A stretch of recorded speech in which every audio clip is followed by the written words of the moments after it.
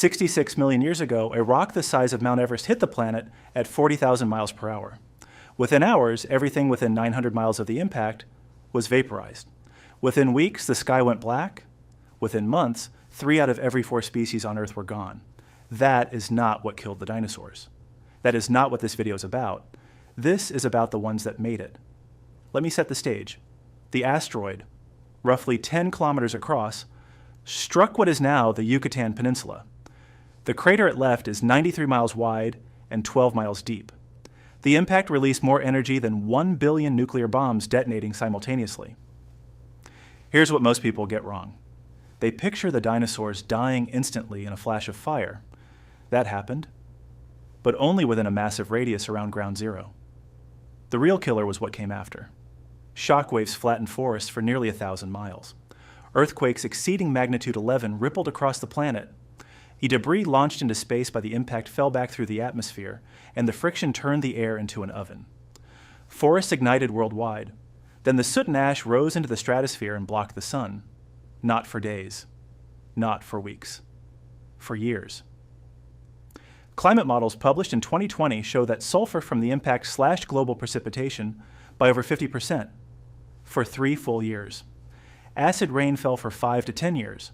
Global temperatures dropped roughly 13 degrees Celsius within weeks. It took the climate roughly 3 decades to stabilize. 3 decades of a ruined sky? Photosynthesis shut down. The food chain collapsed from the bottom up. And that is where the story of survival actually begins. Here's the detail that surprises people. Birds did not survive the asteroid because they were birds. Most birds died. The Cretaceous was full of them. By the end of the dinosaur age, birds had been evolving for over 80 million years. Archaeopteryx, the first recognizable bird, appeared 150 million years ago. By the time the asteroid hit, there were birds with teeth, birds with clawed wings, birds that looked like miniature velociraptors, and an entire group called the enantiornithines, the opposite birds, that had colonized forests all over the planet. They were the most successful birds alive, and they were annihilated. Every single one of them. The enantiornithines could fly. They had feathers. They were small. And they went extinct just as completely as T-Rex. Flight didn't save them. Feathers didn't save them. Being small didn't save them. Something else determined who lived and who died. Now think about what this means. The survivors were not the best flyers. They were not the strongest. They were not the fastest. The critical difference came down to something that seems almost trivial. Their mouth. The enantiornithines had teeth. So did dozens of other bird groups alive at the time. Teeth require a specific diet. Soft food, live prey, fresh meat, or insects. When the sky went black and the food chain collapsed, teeth became a liability. But one group of birds had already lost their teeth. Millions of years before the asteroid, some birds had evolved toothless beaks. Not for flight, not to save weight. Paleontologists now believe beaks evolved because these birds were shifting to a different diet. Seeds, nuts, hard plant material. Food that doesn't rot. Food that sits on the ground for months. Food that survives an apocalypse. Here's why this is remarkable. After the impact, when forests burned and insects died and fresh food vanished, seeds were still there, buried in ash, scattered on the ground, waiting. And the birds with beaks and powerful gizzards, the muscular stomachs that grind tough seeds, could eat what nothing else could. A beak was not a survival advantage. It was a lottery ticket that happened to pay out. Number 2. Where you lived determined whether you lived. The Field Museum's Daniel Field led a study in 2018 that reconstructed what happened to global forests after the impact. The conclusion? The world's forests were decimated, not damaged. Decimated. Using the fossil pollen record, Field's team showed that tree pollen essentially vanished from the record for roughly 1,000 years after the asteroid. The canopy was gone. This is what killed the enantiornithines. They were tree dwellers. They nested in branches. They fed on canopy insects and fruit.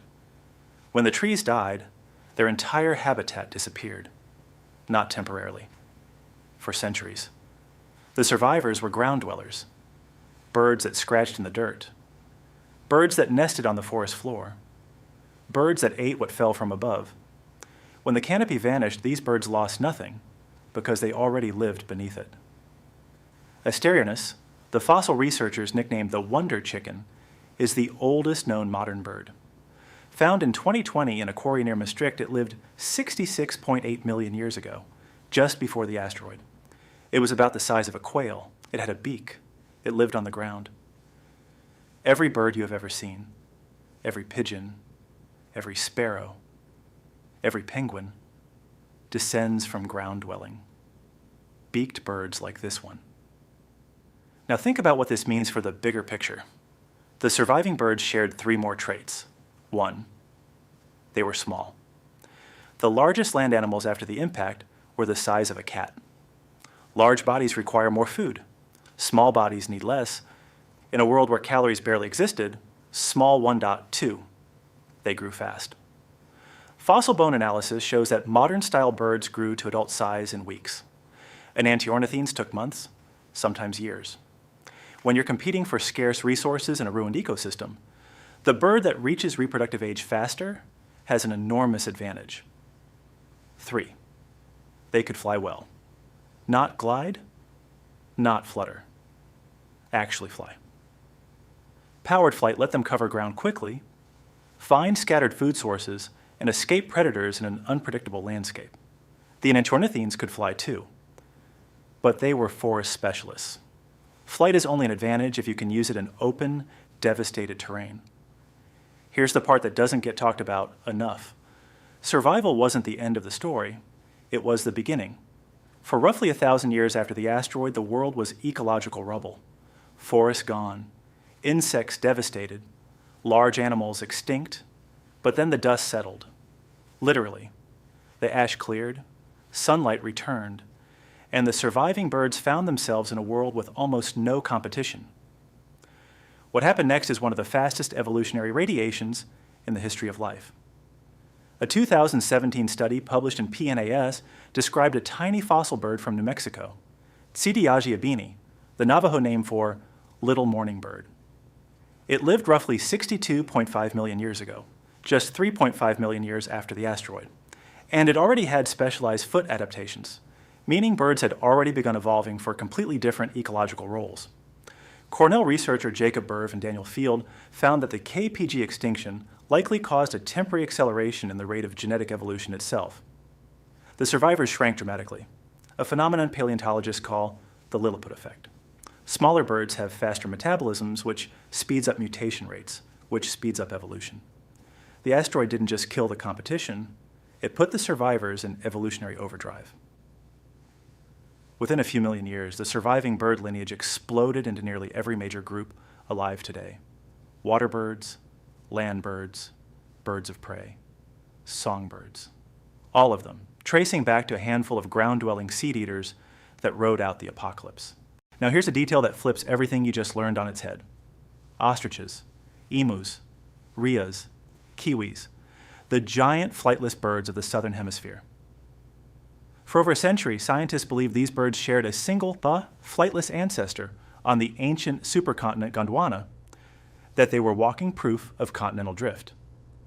Each flightless bird was thought to have rafted apart on its own continental plate. That is not what happened. In 2014, DNA analysis revolutionized this story. The genetic evidence showed that ostriches, emus, rheas, and kiwis did not share a flightless common ancestor. Their ancestors could fly. They flew to each continent independently, and then once they arrived, they each separately lost the ability to fly. Up to 5 separate times in different lineages, on different continents, these birds independently evolved to become large and flightless.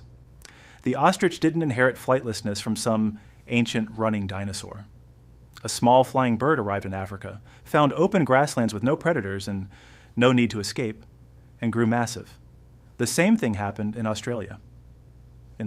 If this is making you look at your backyard differently, hit subscribe. I appreciate you taking time out of your day to watch this video. This is exactly what we do here every week. Back to it. South America, in New Zealand. Think about what this means. The ability to fly, the very trait that helped birds survive the asteroid, was abandoned over and over again once survival was no longer the challenge. Flight is expensive. It burns calories. It requires a fragile, lightweight body. The moment the world became safe enough, birds chose the ground. Again and again. The survivors flew. Their descendants decided not to. If you're finding this kind of detail surprising, you're not alone. Most people don't know that birds are dinosaurs, literally, or that flightless birds flew to every continent before giving it up. If this is shifting how you see the bird outside your window, subscribe. This channel exists for those moments. Here's one more piece. After the extinction, something happened inside the skulls of the surviving birds. Studies of bird brain evolution show that in the millions of years following the asteroid, bird lineages shrank their bodies while maintaining, or even growing, their brain size. The result? Birds ended up with larger brains relative to their body size than almost any other dinosaur group. This wasn't a coincidence. In a world that had been destroyed, the ability to solve problems, adapt to new food sources, and navigate unfamiliar terrain was the difference between life and death. The birds that survived the asteroid didn't just have beaks and a ground floor address, they had the cognitive hardware to improvise. Here's why this matters. When you watch a crow use a tool, or a chickadee remember exactly which human fed it last winter, you are watching a survival strategy that began 66 million years ago in the ash of a destroyed world. The cleverness you see in your yard is not charm, it is a survival mechanism forged by catastrophe. So the next time you see a bird on the ground, picking through the dirt, eating a seed, you are not watching a fragile animal. You are watching a survivor, a dinosaur that carried the exact combination of traits: a beak, a ground nest, a small body, a fast life cycle, a brain that could improvise, and wings that could carry it anywhere through the worst catastrophe in Earth's history. And the irony, the deepest irony, is that the very traits that saved them, flight, lightness, speed, were the first things they abandoned once the world healed. Ostriches walked away from flight. Emus walked away from it. Penguins traded the sky for the ocean. The survivors flew. Their descendants chose the ground, again and again. 99% of their kind didn't make it. The ones that did, you've been living right beside them. Drop a comment. Have you ever looked at a bird and thought, that's a dinosaur? I read every single one. See you in the next one.